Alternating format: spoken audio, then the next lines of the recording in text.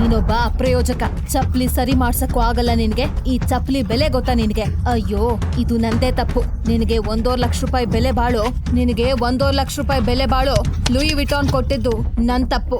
ನನ್ ಚಪ್ಲಿ ತಗೊಂಡು ನಾನೇ ಒಡ್ಕೋಬೇಕು.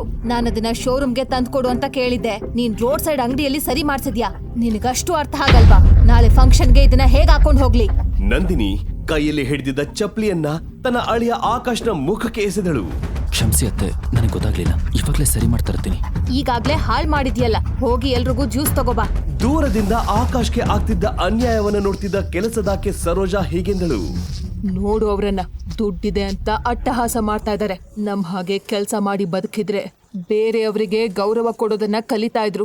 ಗಂಡನ ಹಣದಿಂದ ಬದುಕ್ತಾ ಇದ್ದಾರೆ. ಅವ್ರಿಗೇನ್ ಗೊತ್ತು? ನೀನ್ ಏನ್ ಪಾಪ ಮಾಡಿದ್ರು ನಿನಗೆ ಬೈತಾರೆ. ನಿನ್ನಪ್ಪ ಅಮ್ಮ ಇದನ್ ನೋಡಿದ್ರೆ ಎಷ್ಟು ನೋವು ಪಡ್ತಿದ್ರು.